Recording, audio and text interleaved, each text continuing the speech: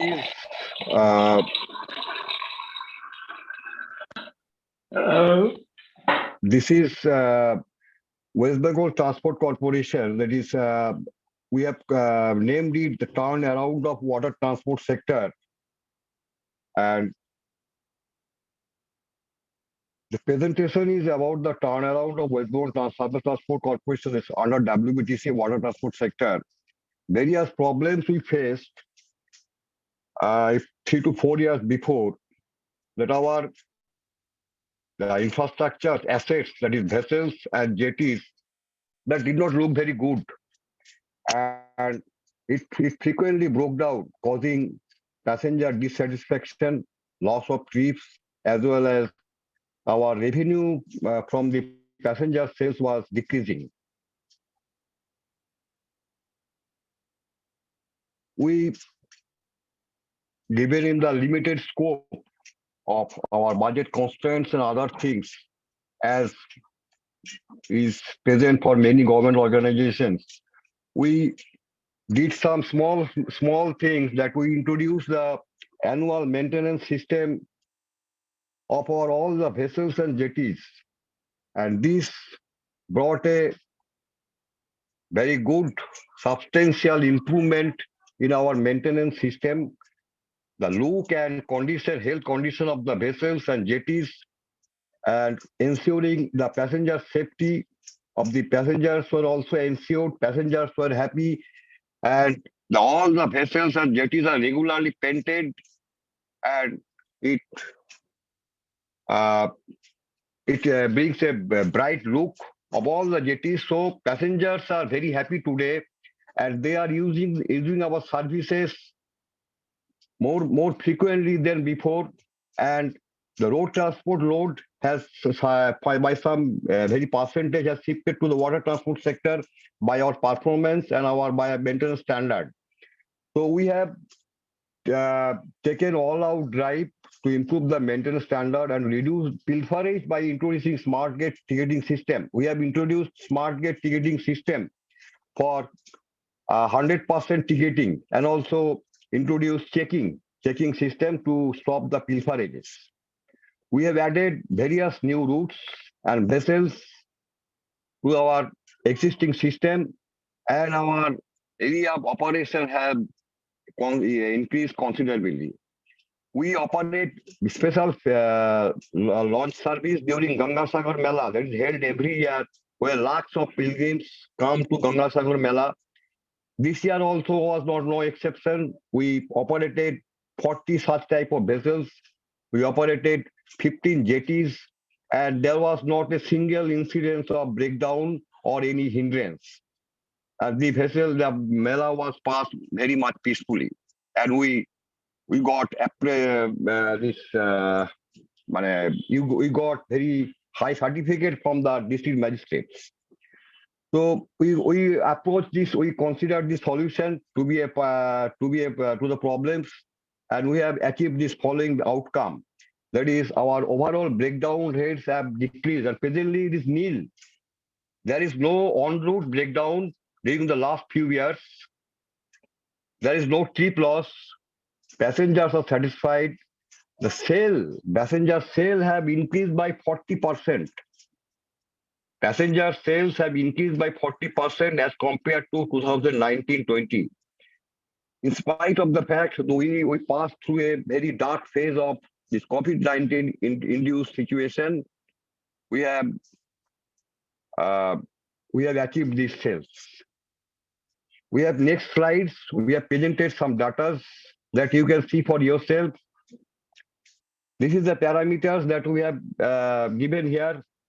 There is year-wise traffic sales revenue, year-wise other non-traffic sales revenue, operational expenses including HSD cost, regular repair and maintenance cost of vessels and jetties, major repair and maintenance cost of vessels and jetties, other miscellaneous operating costs, breakdown, trip loss, and passenger satisfaction. And we have concluded the thing.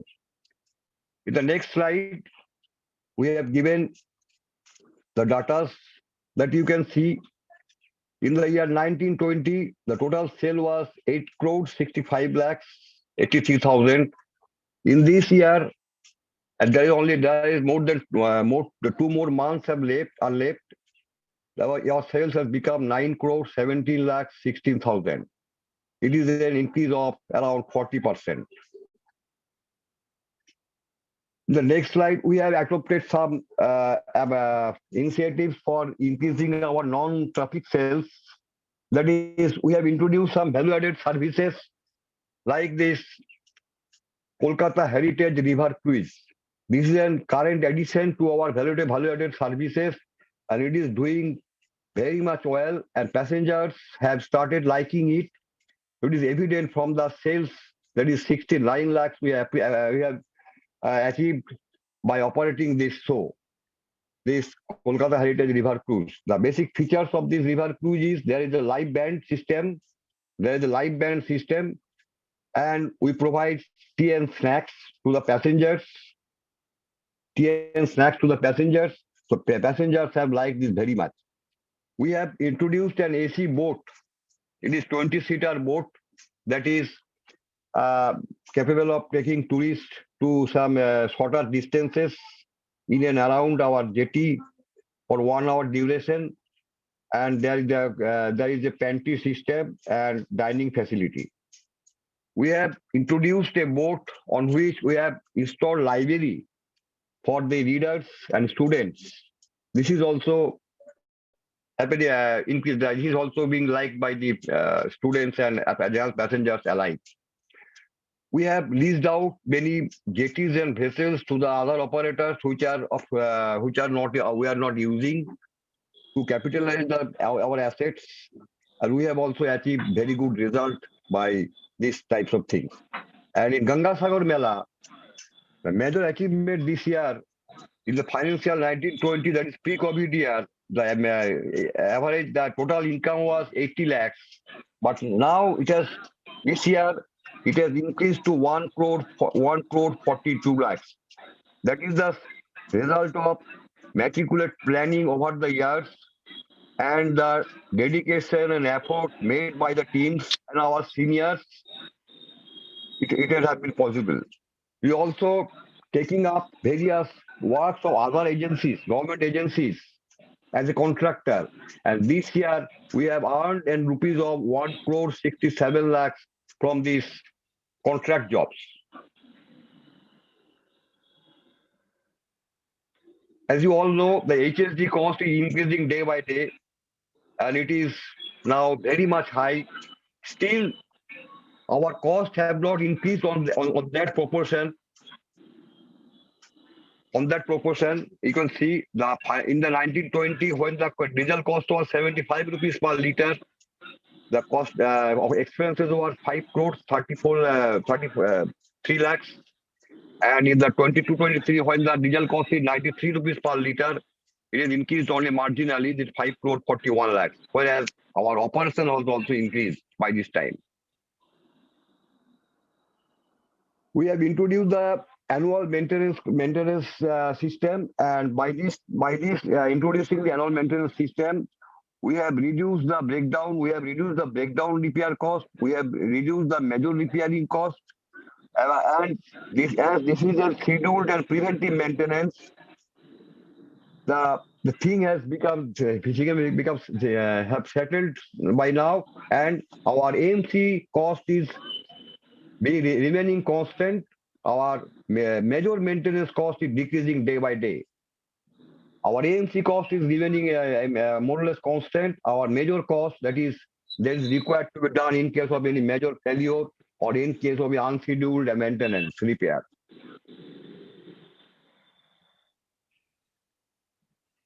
And we have also reduced the miscellaneous operating cost also. Here you can see in the year before introduction of AMC, that is 16 to 19, the trip loss was average of 10% of the total allotted trips. Now it is nil. The vessel utilization, that was at that time 75%. Now it is 95%. And passenger satisfaction, presently there is no complaint as such in this water transport sector. Conclusion. After AMC, number of breakdown of vessels and jetties have decreased, and presently there is no en route breakdown in the current year. Utilization of vessels in various ferry routes have increased. In AMC, all vessels are checked, repaired, and maintained regularly, and all vessels are in running condition. Hence, major repairing costs of vessels are reduced.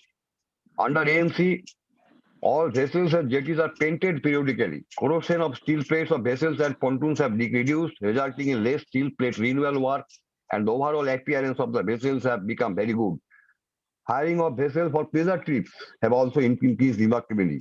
As the condition of the vessels have improved, the people are taking these vessels for pleasure trips, for hiring, for organizing different parties, birthday parties, marriage parties, picnics, and like this. Like this way, in this way also, we are earning very good income. That's all, sir. I think good presentation. But this has been possible just on because of proper maintenance and checking the pilferage, as I understand. Yes, sir. Yes, sir. That's very good. But now, are you in profits now? See, sir, in profit, it is very difficult to make profit. We have considerably increased our income and reduced the subsidy burden, because That our I fares have increased. Fares are not increasing for the last 5 years, and HSG cost is increasing day by day. So we are not in a position to make profit as of now, but we have reduced the subsidy burden to around more than 7 crores per year. That is okay. That is okay. That is good. But for increasing fares, you have to take permission from government, or you can do it your own. So can you increase the fare? No, sir. Unless and until government permits us, we cannot increase. Okay. Thank you. I can understand. Mr. Datta, very Yes, sir. good effort for upkeep of your assets. But the question arises, why the annual maintenance exercise could not be done earlier to 1920? Sir, that These was are your assets. Sir, actually, sir, the concept before that, before 19, that the as per the given the fund constraints, we were told to repair as and when required. But when I explained the things to the management, senior management and the senior officer, that it will be beneficial in the long run. Initially, the AMC cost will be high, but initially it will be beneficial in the long run. And that I have been able to prove the management that it has been beneficial to the corporation, and our overall maintenance costs have decreased. I took the effort in 2019. Before that, I also took effort, but I could not succeed at the time. Now, in the year 19, I succeeded to implement this system. Okay, but if the private sector also operates these vessels and jetties in your state? Yes, sir. Private operators also operate some jetties, but there are also municipalities and Jila Parishads, urban local bodies who also operate the vessels. We provide them vessels and jetties, and in turn, we get some license money from them. Okay.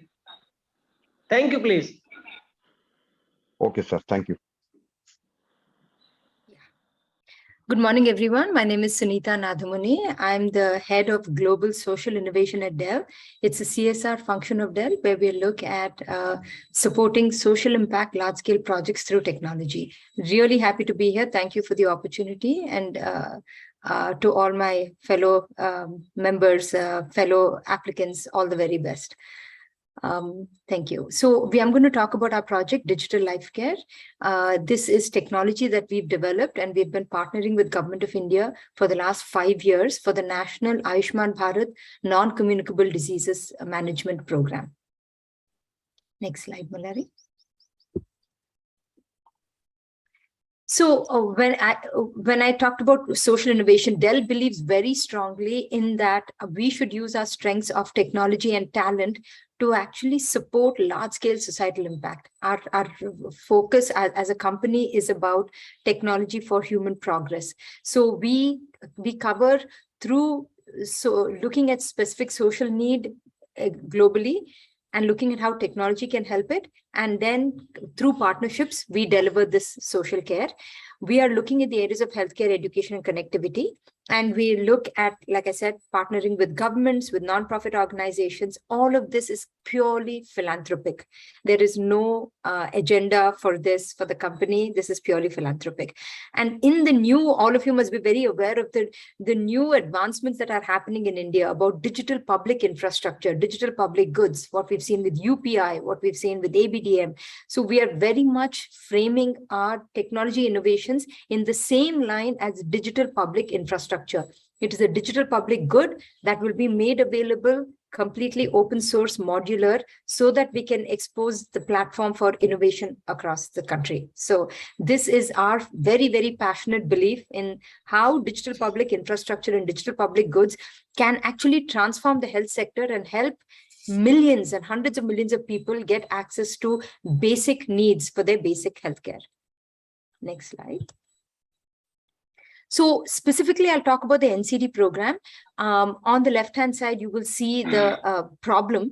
So the entire world is going through what is called the epidemiological transition from communicable diseases, which were the big disease burden, maternal child health, communicable, typhoid, malaria, TB, and all of those, to non-communicable diseases. Today, 61% of the deaths, the national disease burden, and a big impact on the economy is coming because of non-communicable diseases. What are NCDs?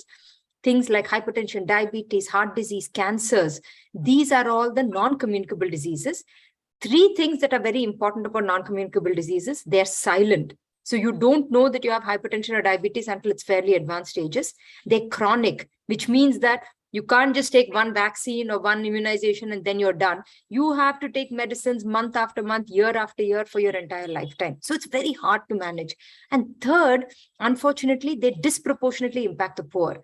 Because of low birth weight, people are, because of poor nutrition, because of tobacco usage, because of air quality, water quality, unfortunately, the poor are more disproportionately impacted by NCDs. So given all of this, the government has come up with the National NCD program, which I will be talking about. So this is the problem. What is the opportunity that we have today in India? What I already talked about, Digital India. It's phenomenal. It's really transforming, it's getting attention worldwide, especially now with G20. What we've done with identity, what we've done with financial inclusion, what we've done with vaccines, that is the opportunity that all of us are sitting on, all of us who are trying to do societal impact. We have this huge opportunity. Second, what I already talked about, digital public infrastructure, what India has done with UPI, what we're doing with ABDM, this is a huge opportunity. And third, this massive national NCD program. The government, in its foresight, has started this massive NCD program, and using these three levers, we believe that there's a huge opportunity to address public health at a very large scale. Next slide. So first, I'll talk about the National NCD program. This is population-based screening, treatment, and management of non-communicable diseases by the Ministry of Health and Family Welfare, right? And this was launched by the Honorable Prime Minister in 2018 under the Ayushman Bharat Health and Wellness Centers. And this program is very progressive. It's looking at preventively screening the entire population over the age of 30, which is approximately 37% of the population, about 500 million people, for 5 diseases: hypertension, diabetes, oral, breast, and cervical cancers. And again, why is this preventive screening important? Because 50% of the breast cancer cases in India are caught at the 3rd or 4th stage. 80% of the cervical cancer cases are caught at the 3rd or 4th stage. And therefore, the chance of survival is very low. So preventive screening will ensure that you can catch these conditions early, and you can get people onto the treatment regimen so that they have good health outcomes. So it's a very, very progressive program. We came on board as a technology partner with Tata Trust. So Tata Trust and Dell are partnering with Government of India, Ministry of Health and Family Welfare since 2018 on this program. The solution that we've developed at Dell is called Digital Life Care, right? And there are three objectives for this solution. One is continuum of care, which means that every individual who starts in their home, they get enrolled by the ASHA worker or the field community worker. Up to the time that they get diagnosed and treated, we should make sure that they continue to get care by the system. That continuum of care, so that they never get dropped over the years across from when they move from one facility to other. That is the primary objective.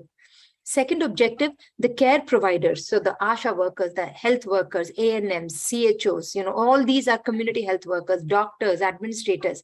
We have a health system that has more than 1.5 million people. How do we give them the productivity tools that you and I use so easily? Our mobile phones, our calendars, and all of these things on our laptops. How do we give them that same level of productivity and quality is the second objective, right, of this technology solution. Third is for the people who are making the decisions, the health officials, the administrators at the center level, state level. How do we give them data so that they can make the decision? They can reallocate resources. They can examine the performance. They can monitor and say, how do we need to strengthen the program? So these are the three objectives: continuum of care for the patient, for the individual, productivity and quality for the health, for the care providers, and decision-making, database decision-making, and effective performance monitoring for the health officials. What exactly is the solution? Now, each of these colored circles on the left-hand side represents the national health system. Starting at the village level, where you have the yellow circle, is the ASHA worker. The red circle is the auxiliary nurse midwife or the community health officer. These are at the sub-health center. They cater to a population of around 5,000 people. The blue circle are the doctors at the primary health center. The green circle are the specialists at the community health center or the district hospitals. These are the secondary level. The other two circles are the administrators and the program officials at the district, at the block, district, state, and national level.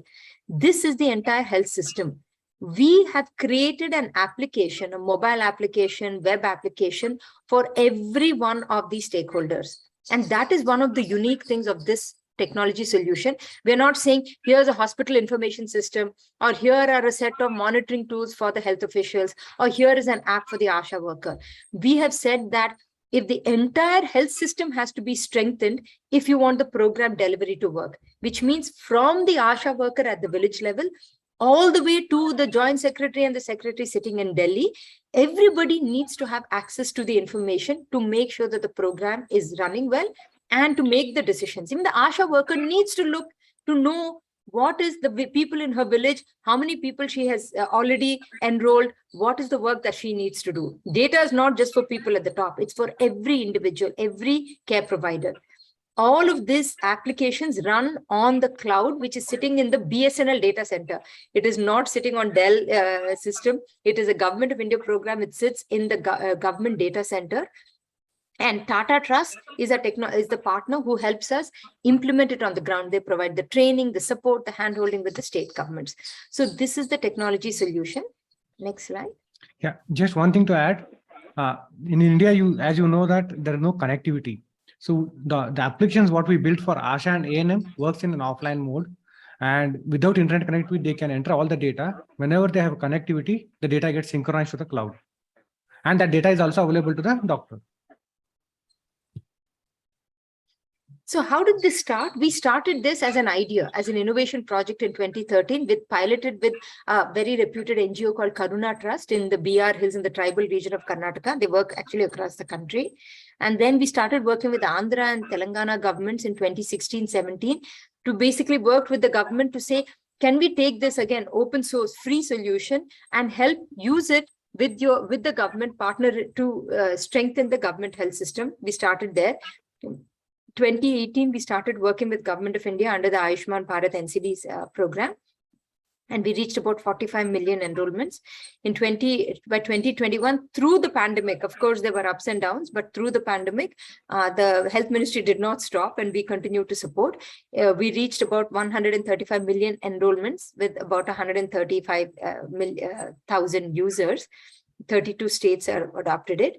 We also published it in the British Medical Journal, the peer-reviewed scientific global journal, and in the Springer published ISA journal. In 2022, we've reached about 400 million enrollments. This number also includes some of the states that are not using our system, but we have provided unified dashboards for all of them. But so this is a really massive number that we've reached, more than 225,000 users. This is all published on the Government of India NCD website. There are more than 1 crore Abha. So one of the big things that we've done is we've integrated with the Ayushman Bharat digital mission, which, like UPI, is doing the same thing for health, trying to provide interoperability, openness, and data exchange. So we have generated through our system 1 crore Abha IDs. We're also working with Meghalaya government. We've just begun at the first cancer care pilot. They are looking at how do you do end-to-end cancer management in one district, with everything from, insurance, from healthcare, from devices, from, preventive screening, everything. So it's a very ambitious project. So we're with the World Economic Forum. So we are also playing a role in that. We worked with, we presented this to the CRO. With AIMS, All India Institute of Medical Sciences, there was a clinical decision support for hypertension and diabetes that we worked with. That has been piloted in Punjab. And with Harvard and St. John's Medical College, we're doing an optimization study. So there are many, many activities that have been going on because this is a national program of great importance. Next slide. So this is where we are today, 410 million. These are, like I said, these states that you see in blue, in the grayish blue, are all the ones that are using the NCD system. It's called CPHC NCD system. It is being used by all these states. The ones in the slightly light brownish color are the ones that are using their own system. And that 410 million is a combination of those states. They have numbers that they are already passing on. Maybe I think it's like 100 million that they are also aggregating through dashboards. So in the national dashboard, if you look, this is the number that you will see. But the system that's being used by our software is 32 states and union territories, covering 600 districts, more than 108,000 health workers and officials, 225,000 users, and with 61 million interactions. This is not a Dell project. This is a Ministry of Health and Family Welfare. Tata Trust is our partner. We work with all of these as the expert partners who have guided us as we develop. We, as a technology partner, have developed the entire solution and supported and driving the ministry in implementing and deploying it. But the complete development was done by Dell. And Tata Trust is doing the field implementation. The World Health Organization, NHSRC, ICMR institutions, NIC, NHA, AIMS, they've all been supporting in the specifications of the system as an expert committee. Next slide. You have 2 more minutes, ma'am. Yes, I'm almost done. These are some of the, just to give you a feel for how does the application look. It is in local languages because we don't expect ASHA workers to speak in English and to be comfortable with English. So it is in 11 local languages. It works offline without any connectivity for the ASHA and the ANM. There are standardized protocols. There is a referral workflow. So when a person goes from their house to the primary center to the secondary center, the workflow will allow all the care providers to track exactly where a person is. This person is being treated for hypertension at the district hospital. This person is being diagnosed for oral cancer at the community health center. That referral workflow and status is available for every patient. They have, each person has one individual health record with a unique health ID. And the platform is highly scalable because it has to serve hundreds of millions of people. I think that these are some of the dashboards, as you can see, very effective. If I can point you to just one dashboard here on the top right, this is the continuum of care. We are able to tell officials at every level of all the people enrolled, how many people have been screened, of the people screened, how many have been diagnosed, how many have been referred. of the people referred, how many have been diagnosed, because it's not important to know how many were diagnosed, but how many were left out. We want to use this application, this solution, to ensure that nobody is left out. That's why this is one of the most important dashboards. And I think this is how Tata Trust does the field level training. It's a cascade training, starting from our master trainers to district level trainers all the way to the field. Yeah, 1 lakh trainers have been. And what we want to do next is to strengthen the technology, make sure that it is adopted, start using the latest technologies, integrate with other programs, making sure that it's embedded deeply. We push it as a digital public good, and we focus on continuum of care. So every individual who enters the system, until they are completely, until they need it, the system should be making sure that they are engaged and they are covered. Yeah. Thank you very much. These are some of the pictures of our teams and working on the fields. Thank you very much, ma'am. I think you have done wonderfully, very good work. Just one question is hitting my mind. See, you have developed a system through your app. But how the system is actually working, we have not been able to get, no? That means in terms of persons who have benefited from it. See, you can, how the health has improved by the introduction of this system. So if you can throw some light on this, it will be good, no? Yeah. So that's a very, very good question, because technology is only an enabler. Technology is not the end goal here. Technology is the enabler. So the way we look at it is a technology system to help the government deliver the NCD program well. So we are looking at health system strengthening. What that means is, if you remember the diagram, is showing all of the people, all the different people who are involved. We are helping them effectively monitor and run the program. The end objective is the number of hypertensive patients who are brought under control, who have their BP under control, the number of diabetic patients who have their sugar under control, the number of cancer patients who have their, cancer treatment and management, who gone into remission. That is the end goal. Today, we're still in early stages. We have more than 100 million people who've been screened by the system, right? And who are entered in the system. There are more than 100 million people. They are getting referred and they're getting followed up. And I think we see more adoption in hypertension and diabetes. Cancer is a little bit slower, and that is why that focus in Meghalaya to take one district and go really deep to understand how do you improve it, because there's a lot of resistance to breast cancer screening, cervical cancer screening by the people. So a lot more awareness also needs to be built. But the way we're looking at it is, there is complete adoption at the state level. Again, there's a variation in states. There's some states where they use it for every campaign that they run, every enrollment campaign, screening campaign, diagnosis campaign. The state officials, the MDs, the commissioners, they use the dashboards to monitor and say, why haven't we seen any progress in this particular block, this particular PHC? What is going on here? Right? Some states are still catching up. Some states have gone advanced. So. And That's just to add in, sorry. I wanted to add, because, the ultimate patient is also your stakeholders. Absolutely. So how they are taking this entire thing, that should also form a part of your app. No, it is there. So for example, so to explain that, see, 1 crore Aadhaar IDs are generated. So the moment Aadhaar IDs are generated, their patient records are also digitized. For example, if the rural worker takes a service in HWC, Health and Wellness Center, okay, any examination, diagnosis, treatment details are also available. And if he or she decides to go to private hospitals, the moment they enter the Aadhaar number, their details are available. So citizen is getting benefited as on today.